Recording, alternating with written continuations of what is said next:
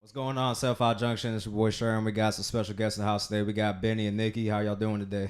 Doing good, doing man. good. How you? I'm doing good. I can't complain. I'm happy to be here. I appreciate y'all coming out and showing love, definitely. So, Benny, you and Nikki are both barbers, correct? That's correct. Okay. And how long have you been doing it? And then I'm going to come touch base with you. Okay, so I've been doing barbering for around 18 years. Okay. Started in Puerto Rico. That's where I was born and raised.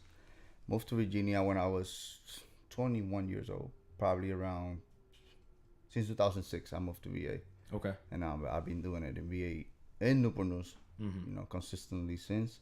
Okay. And right now I've been the owner of the executive barbershop, which we recently rebranded and relaunched it to something new. Okay. But yeah, been there for 5 years, and Nikki's one of my barbers.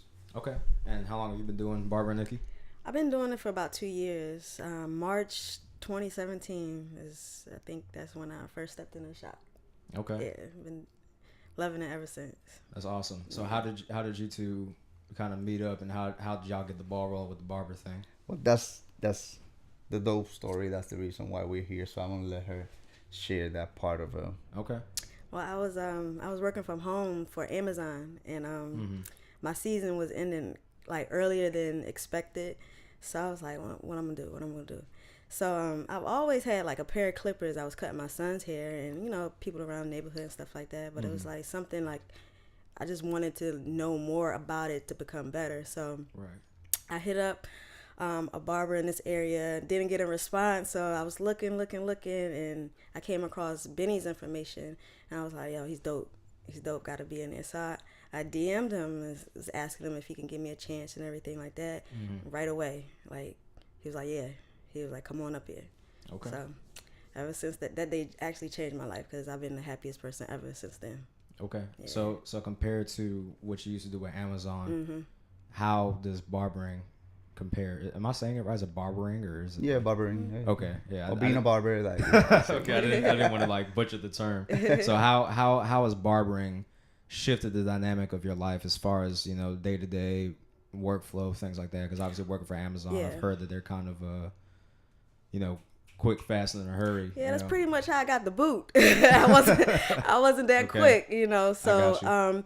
but it's a big difference between barbering and working for, a big company. You're able to set your own rules and work at your own pace and Right. develop yourself as an individual first, and then as your occupation next. You don't have to play by anybody else's rules and things like that. You could be creative in your own way, and I feel as though that's the biggest difference I've seen so far. Okay, that's awesome. Yeah, I'm a little embarrassed because I don't even have a haircut, man. I'm out here looking like a bum. I meant to get a haircut yesterday, man, but I completely dropped the ball. I was tired. I ended up going to sleep. So that's really dope. That's really dope. So how old is your son? My son is 13 now. 13 now. Okay. Yeah, he's Okay. 13 Awesome. now. So when you started cutting hair, he was what, 11? He was maybe about I actually the first haircut I gave him was with a pair of trimmers. The Wall 5-star trimmers. Okay. They came with I didn't know anything about barbering, so when it came with the guards, I was like, oh, I got the clippers and the trimmers, like I'm doing. So so bless his heart, like he stuck through it. He stuck through it. So, but now like I'm good now. Like got the clippers ready, got the trimmers ready. Like I know the difference, but it's all a learning experience. Right. You gotta start somewhere. No matter if it's barbering, if it's dancing, if whatever you do, you gotta start somewhere. So.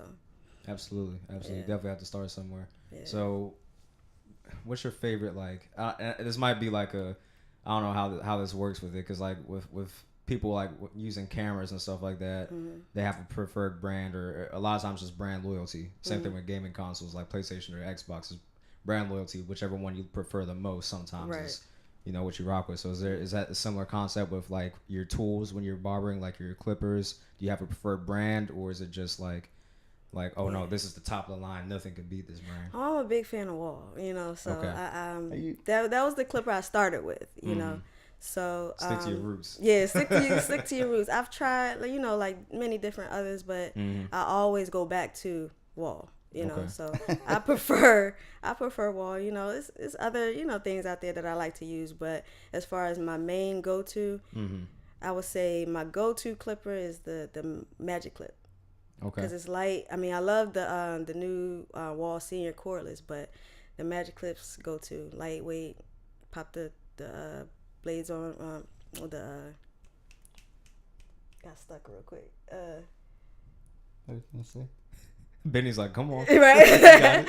Yeah, just pop the things on real quick and you're good to go. Like Wall is just, and Wall has the what I like about Wall is that they have the 1.5 guard. You know, not too many other brands carry a 1.5 guard, so it's like a perfect blend. Okay, sweet. Do you have a preferred brand, Benny? Like you wanted to say something when she was talking about Wall? No, cause I'm actually a Wall Education and Artistic Team member. So I educate for the company, and I was gonna tell her, don't say Wall just because I'm here. Yeah. Be honest. I was like, be honest. Everything you like, you know. Okay, cool. So, what kind of made you want to be a barber? Like, what was it? Just cutting your son's hair, and you're like, you know what? Maybe I want to do this a little bit more, or was it just like? I actually didn't want to have anything to do with hair at all, because growing up, my grandmother, she had her own salon in the house, which was cool, but you had people coming in all times of the day getting their hair done, so I was like, no, that's not for me. Then my mom, you know, she's a cosmetologist, so getting my hair done every day is like, no, I don't. When I grow up, I'm gonna cut all this hair off and I'm gonna be good. So it's like I was trying to run away from it, but it was something that just kept bringing me back to it. So I just felt like that was like my gift from God, like barbering. So. Okay, definitely. So people that want to get into barbering, what would you say some words of advice for them are? I'll say just go for it. If it's something that interests you, do it. You know, it does take a lot of time and patience to get to where you at. And you may not ever feel like you're where you need to be, and which is a good thing. You always want to keep going, be open for criticism and things like that. But if barbering is something that you're interested in, I would say don't doubt yourself.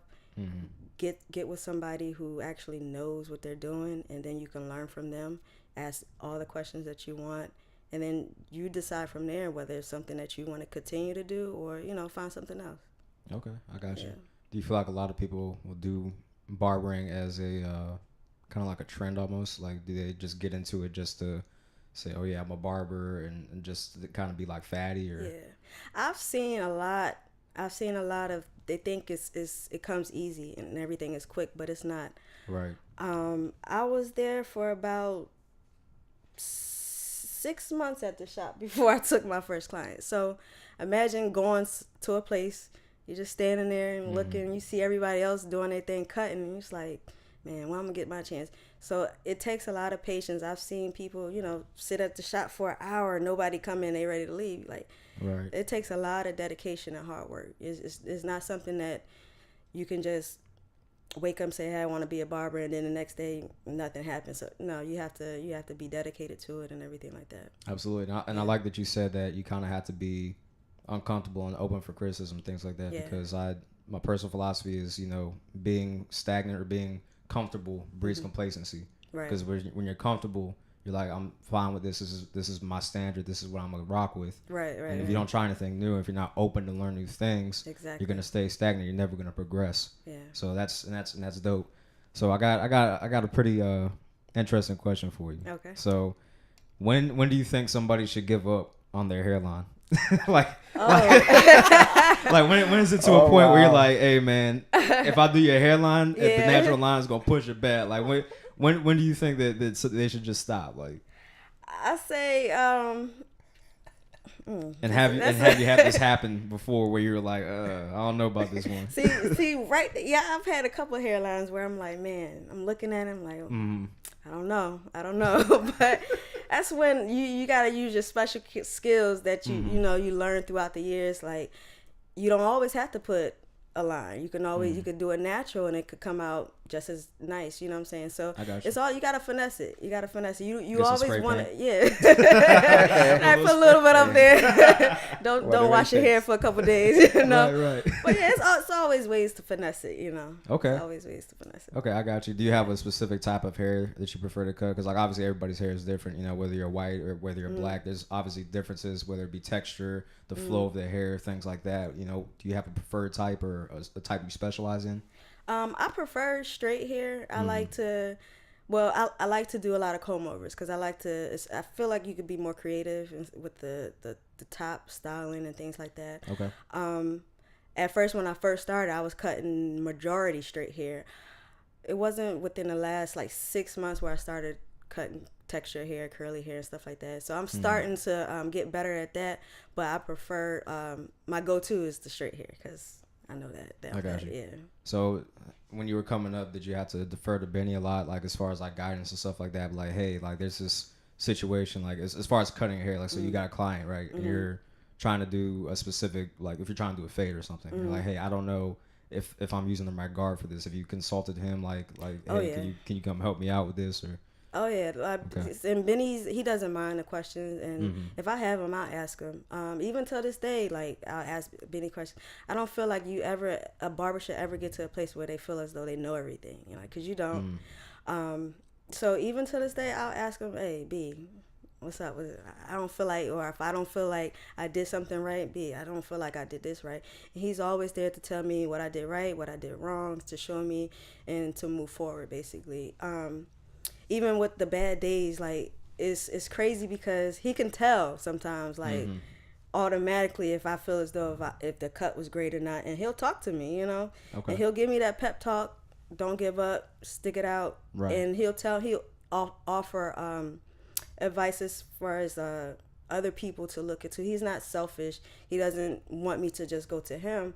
He'll pull up different Instagram pages and things like that, or give me a name of a different barber to check out as well. Okay, and that's awesome. So I got a question for you. And this is another fun one. So have you guys seen the? I guess they're like extreme boutiques where they have, like, so there's one. This guy has an axe and he cuts people's hair with an actual axe. And there's this one I saw. He has like a flame, like spray paint, not spray paint. I'm sorry, hairspray and a lighter, and he like burns their hair a little bit. I'm like, what's the purpose of this? Like, what's y'all's opinion on that? Like, I think it's cool to look at, but I'm not gonna try it, or I'm not gonna let nobody do it on me. I feel you. Yeah, it's cool to look at and stuff like that, but other than that, nah, I'm stay away from it. No, definitely, absolutely. Yeah. I feel you on that. I feel like it's interesting because it's unique. Yeah. It separates them, you know, and it kind From the of crowd. gives them a niche, and it's like, Yeah. hey, look at me. You know what I'm saying? That will bring more clientele in, and it'll kind of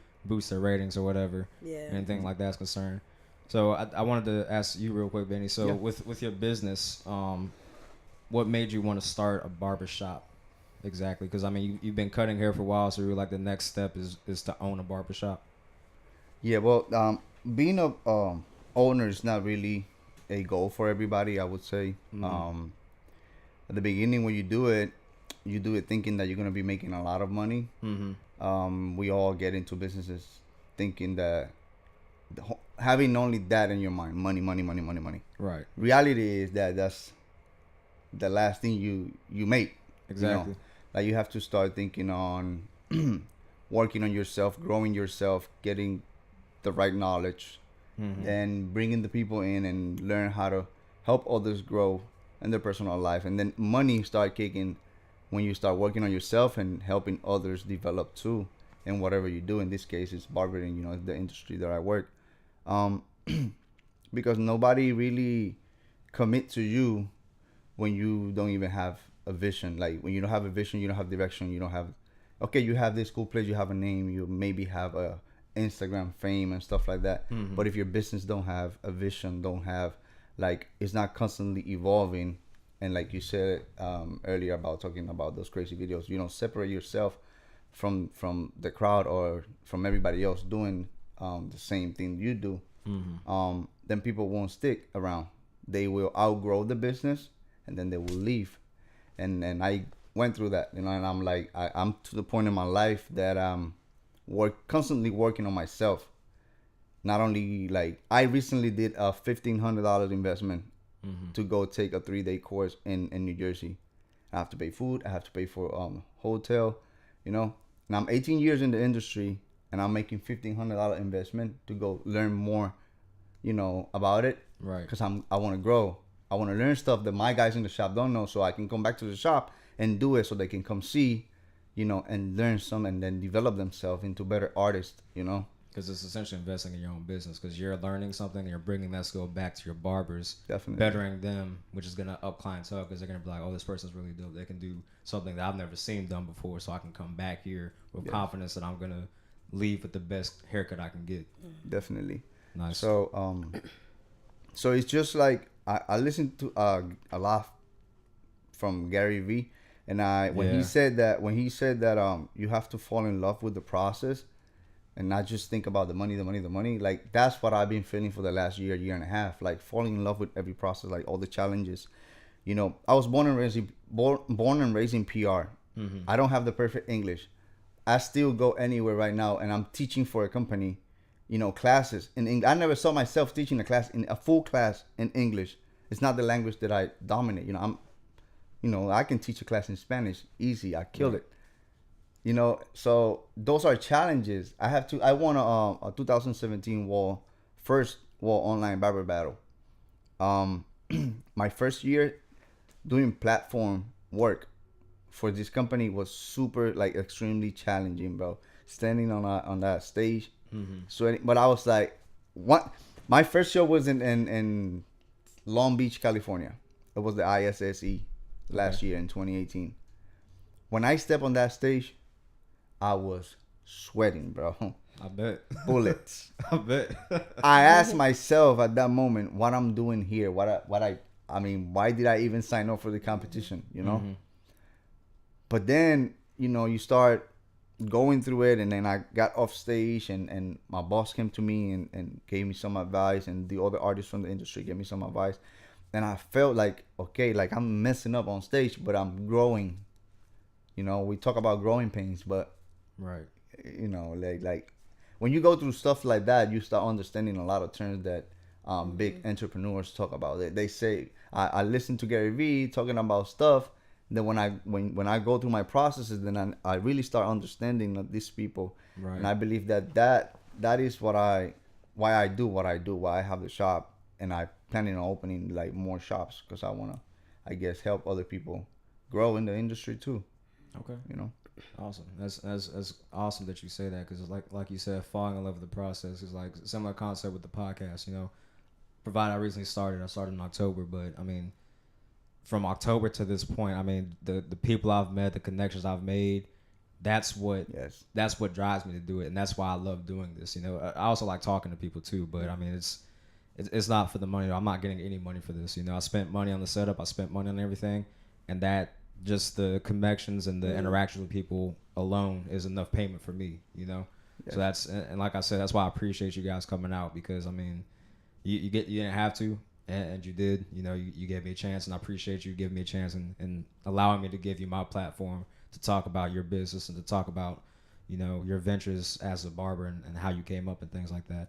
Yeah. So question about barbering again, what is your favorite type of style, or what's the craziest style that you've had to do as far as designs are concerned with hair? I haven't had anything too crazy yet. Most is like I do a lot of mohawks. Okay.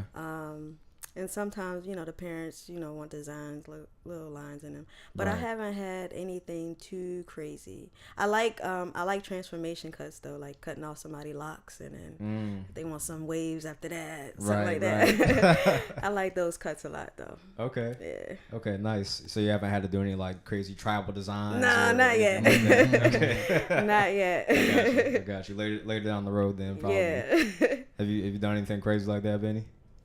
Me? Yeah, I'm sure you have. You doing it for 18 years, so you probably did almost everything under the sun, man. Yeah. Probably put a face on somebody's head. No, I don't know about face. I'm not good at portraits, but yeah, I can get a little creative, and I that's another thing that I enjoy for what I do. Like, we are artists, right? You know, artists, we are somehow connected to freedom, you know, and then we create. Yeah, definitely. You know, so Absolutely. that's what we do, man. We make people, and not only that, you know, we this is the stuff that a lot of barbers, especially like the ones starting, don't understand that.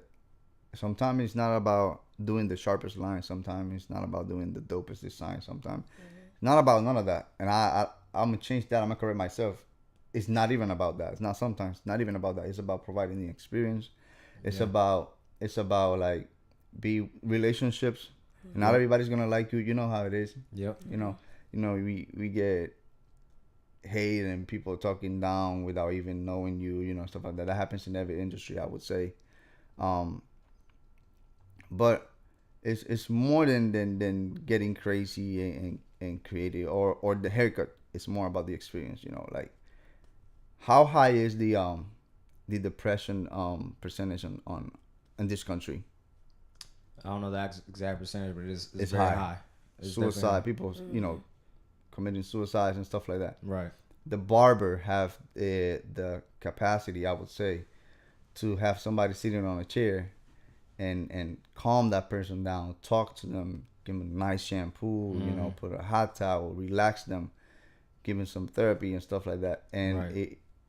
it will not cost what probably people will pay for how do you say that? Psychiatrist. Yes. Yeah. You know what I mean? Yeah. No. So that's we good. Yeah. we have to think, we have to start thinking that way and teaching the young Right. generation of barbers that it's not about who's the best design maker or who's the sharpest barber or whatever. None of that.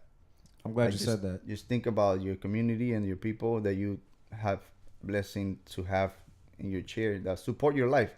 Right. Like a lot of barbers see themselves, they don't have a boss. Well, guess what? In a regular job, your boss sign your check. Right. In our job, our clients sign our check. They pay us. They support our life. So that you know, when the Instagram fame or the nice designs and the nice haircut and the sharpest barbers, they let that get to their head. They lose notion of what really matters and what really important in our business. Absolutely. And I like that you said that because, like, you know, whenever women go and they see like nail people or makeup artists or whoever it is, they sit there, they confide in them, they gossip and stuff like that. Literally, a barbershop is a male's equivalent of a makeup artist, man. Yeah. Because they make you look good, they make you feel good. There's somebody that you could talk to, there's somebody that you can express your feelings to, there's somebody that you could laugh with, somebody that just, you know, generally looks out for you. Form, like you said, you form that relationship. And then, you know, they call up, they're like, hey, is so-and-so working, you know, or they call you specifically personally, like, hey, I want to set up an appointment, you know, can I come in? And it's just magic every time, you know, you just link up and then just talk like you never missed a beat. You can see them, you know, a whole month later, 2 weeks later, however frequently they get a haircut, you know. And it's crazy because sometimes you don't even feel like, you know, we are humans too. We go through stuff. We got problems at home maybe, you know, we got situations in life. We still have to have our clients sit down and even when we feel like we are the one that needs a word from somebody else, then we have to, you know, talk to people, listen to them, talk to them, and be confident, you know, like keep stuff to us and not to talk to others about it and stuff like that, or you know, having a client sit on our chair and they just share something with me, for example, and then because I've seen this happen, I've seen a lot happen in barbershop, and in an 18-year career I've seen a lot. So as soon as that person leaves, the other one knows the whole story about the previous client, you know. Right. So avoiding those type of things, you know, is key. It's like I said, it's more than a haircut. It's Now you said now you've seen a lot of things, and this is a question for both of you. Now, when you're cutting somebody's hair, do you ever run into the person that like you're like, oh, you messed my stuff up, blah blah blah, and then you look at it and you're like, it's not there's nothing wrong with it, like they're trying to like get a come up, like trying to get refunded or something, yes. The other day, right? Like at the end of last year, I follow now as a barber, right? Every time I see somebody on my chair, I have a system already on my head. Like I have a steps that I follow to be able to provide consistency on everybody. That's just me. I made that something very personal. I've seen barbers just rushing people, get them out of the chair. Like, I don't do that. Even if I'm running late on my schedule, I take my time. Most of my clients would say that, like, right. So this guy is a military guy. He came. He was my last client of the day, the first time he came. Mm-hmm. And because he was my last client, you know, I have a special rate for military people. So he came and I gave him service and I asked some extra. Like, in that service, I don't do facial hair. I just give him a haircut, you know, and that's it. But at that day, it was my last client. I gave him some extra stuff, clean his face, did his mustache, whatever. That wasn't included. I didn't communicate that to him. I just did it, you know. But when you book, because you book online and I have all my information, that it says that it's only just a regular haircut, like a fade or a taper or anything. Like by the third time he came by the shop, we were having kind of issues with the schedule. He just came. I sent him. I cut him. After I'm done, I let his facial on because that's not included, you know. Right. So he got up, he left, he came back. He was telling me that pretty much he wanted his money back because I rushed him. I took like 45 minutes on him on a fade, 45, almost an hour. So that's rushing. And then yes, I guess. And then I told him, he mentioned me what I did on the first time, and I guess he remembered. And I explained. I said, yes, I did that. I was like, you were my last client. It was our first time. We were having a conversation. It was cool. You know, it was right. So I did that because I have nobody else after you. But if you read, when you read, it clearly says that none of that was included. So that was on me. I did that. Right. And then he questioned my prices. So what is the price? I said, the price if I have to do all that is this, which is like almost double of that amount that I charge to military people. So he got mad. He looked for like, I guess, any type of little details for me. And I was like, you know what? I don't have time to be arguing with you. So what I'm gonna do, I'm gonna give you your money back, and I just give him money back. I don't argue with people no more because I know, like, in my head, I know the process that I go through on every haircut. So I try most of the time. I'm not the perfect barber, but I try most of the time to deliver the consistency that I want to deliver on every haircut. Because I mean, this is what I do. You know, I'm not here to lose business. I'm here to make business. Absolutely. But I also demand a respect, you know, for what I do. And that's a whole nother topic. Like pricing nowadays on barbers is going high. And I believe that a lot of barbers are not supposed to be charging a certain amount of money just because they don't have the experience. They're not even clean barbers. Like they don't do the whole proper sanitation process for their tools and they want to charge crazy amount of money, but they ignore a lot of other stuff that are very important for you that are valuable, you know. So I mean, it's stuff like that. I mean, I'm at the point where I'm really, really trying to get to project myself as professional as I can. Right. You know, and just raising the standard, and try to help everybody in the shop to do the same thing and just do that. Just be professional. Okay. Point. And then inside of what we do, being professional, it takes a lot of details, not only a fresh cut. Absolutely. You know? Absolutely. That's good that you said that. Now, Nikki, have you experienced something similar to what he had? Oh yeah. Okay. My thing is this: through learning experiences, I like to consult with you before I even touch your hair. Right. So we're gonna, point out certain things, and and I've had it happen to. It goes back to the hairline thing. It's the ones with the weak hairlines, But that's when you gotta, be professional, and then before you even touch their hairline or whatever you think is like imperfect before then, just let them know, hey, I see this right here. Do you want me to, cut into it? You want me to just leave it? I like to do that first so that we won't have any problems at the end, in the times where I didn't, do that, I just let them have the haircut for free. It's not worth. It's never worth arguing because you have a shop full of other people, other barbers and their clients. So you never want to take it to a level where, you can't control it. If a client is not happy, but you did, what you're supposed to do, you did your thing. Right. It's some people out there that just, you can't make them happy. So that case, you just want to give them your money. They're not your client, Not everybody who sits in your chair is your client.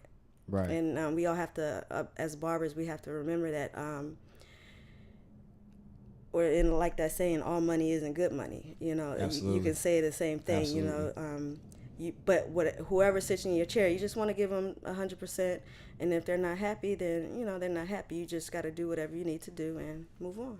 Okay. Yeah. Yeah, that's good. And that's a good philosophy. Like you said, all money's not good money. I've worked jobs where I got paid really well, but it was a toxic environment. It wasn't good work, and I was like, I can't mentally and emotionally be here, you know, because it takes its toll over time. Oh yeah. You know, so you definitely want to place yourself in a position where you may not even be making as much money, but you have a way better quality of life, Right. and you can flourish based off of that. Because a lot of people don't understand that concept. They're just, like you said, driven by money all the time. Right. And money is great. Money pays the bills. Money gets you nice things, but it doesn't buy you health. You know, Exactly. it doesn't fix any of that stuff. So that's definitely something important for people to grasp onto. Now, you were talking about standardization with barbers. Like, what all is entailed in that? Like, when somebody's sanitizing as a barber, like, is it just like wiping down the clippers with like not Lysol, but like disinfecting wipes and things like that, or how in depth is the cleanliness, I guess? Well, Because I never paid attention to it personally. yes. I just assumed that it was good. You know, like, you're supposed to do that process in between each client. Okay, That's one. I've seen that a lot where someone will sit down. All right, next. Rush Sit it. down. Yeah. I'm just like, oh. Yes. And I never thought about that. Yeah, and that's bad because sometimes the clippers will actually cut you sometimes. So if you get like some blood on there and then you bring somebody else and you cut them and you cut them too, you might just give them an STD. You never know. Yes. You know what I'm Yeah. saying? Damn, that's crazy. Yes. And I'm coming to go. Can I go deeper? By all means. All right. So you have I took a training in November, and we discussed a case where somebody zero gap. When we use the term zero gap, means that we put the moving blade and the stationary blade like real close to give a sharper line. Okay. So the bad thing about that is that you can cut somebody, right? Right. So when we talk about why we have to do like proper sanitation process, it's because of we run the risk of cross-contaminating somebody with diseases. I'm not going to talk the disease of that case, but Right. somebody did a goatee with a zero gap trimmer, didn't sanitize that, cut the person, but the person have some issues that we're not able to see it, but it was there, and use the same trimmer on somebody else and cross-contaminate that person. I would have been pissed. Oh yeah. I would have been pissed. Oh my god. Oh yeah. That's So a that's- lawsuit. Easy. Yeah. So that's just the how serious it is. Right. You know. Wow. And I'm not like saying this because like I'm so perfect at it, but I that's one of the things that us barbers we have to train our mind. It doesn't matter how busy you are. It doesn't take 5 minutes to brush your clippers. Brush them real nice, get all the hairs off. Put the disinfectant. That in my case I use the wall cleaning clip. You know, I have to say. This has been sponsored by Wall. So I have to say it. The reason why I use it because it only takes 2 minutes for that product. For that specific product to work, it takes 2 minutes. Most of other brands, they take like 10 to 15. Nobody have 10 to 15 minutes in between clients. Right. Unless you're getting paid real serious money per haircut. But Right. I do like, what I like to do a lot in front of my clients is make sure that they see me brushing the hairs of the clippers, putting that disinfectant on the clipper, and putting some oil. And I tell the clients a lot, like most of the time, like, let me leave that real quick, give them a minute to work on. Let me go use the bathroom. I don't do it in between every client. I do the process in between every client, but I don't go to the bathroom in between. Right. But I like, a lot, like. yeah, but I like to do that so they can see, you know, so they can see what I'm doing. And I believe as a barber, there is value in that. Absolutely. When people question my prices, just to use that example, that's one of the examples that I do. Like, why I charge what I charge, because I make sure I'm taking care of you, not only on your haircut. Right. Like, most of these barbers use the same comb and 15 clients in one day, same comb, same brush. They don't even change the comb. I have like 70 combs. So they're not just paying for the haircut; they're paying for the experience as well. Yeah, experience, the awareness, like, Right. you know. That attention to detail is very important. Yes. Absolutely. Okay, well, hey, I don't want to take up too much of y'all's time. I know y'all got some things to do, and I know y'all got places to be. Before we wrap up, do you guys want to add anything that we might have missed or that you want to highlight? I want to say thank you for, you know, having us here. Of Absolutely. course. I want to thank my friend Edward, you know, Arias. Oh yeah, shout out to Edward, man. He got cameras out here and stuff. got all the good angles, got the shot, the professional lights and stuff out here. I'm not used to this. I normally just use my little Philips Hue lights, so definitely shout out to you, man. Appreciate that. And then I want to thank Nikki, like, here publicly, you know, cause, Absolutely. and this is the thing, a lot of people come to me asking me for apprenticeship. Mm-hmm. And the thing is, like, she set a standard on what I'm expecting for anybody that is trying to do barbering through the program that we offer. Okay. At my place. If I don't see the same hunger, or, you know, if I don't see your eyes shining for barbering, like, it won't happen. You know, like, Right. Don't make me waste my time. I'm busy, and everybody in the shop is busy. And I want to also, like, say to all the guys that are in the shop right now working with me, thank you. To everybody that at some point was with me and worked in my establishment, I also want to say thank you. And, you know, I wish to everybody nothing but the best. And, you know, that's what we're here for. Absolutely. Nikki? I just want to thank you for having us here. Thank definitely. you, Edward. Thank you, Benny. Like, this experience is great. Like, these last 2 years, like, I can't put into words, you know, like, what it means to me. But I just pray that, you know, it just goes further. And to anybody out there that wants to, you know, be a barber, just do it. Do it. Find a place, find a good team, and put your all into it, because it'll be worth it in the end. Okay. It'll definitely Absolutely. be worth it. And one last thing before we wrap up, where can people find you guys as far as social media is concerned? Nikki D. Barber and Mr. _executive _barber. Okay. Awesome. Nah, Yeah, I want you. All right, cool. Well, hey, again, I appreciate you all for coming out. It's been an awesome interview. I learned a lot of stuff, and I hope everybody that's watching it learns a lot too, because we talked about things that I know a lot of people don't know about as far as like barbering is concerned. So you guys really shed a lot of light on that. So again, thank you for coming out and giving me the time of day to set up an interview with you guys. thank you. All right, make sure you guys follow them, Mr. Executive Barber and Nikki. All right, shouts out to everybody. Appreciate you all for listening. 75Junction out.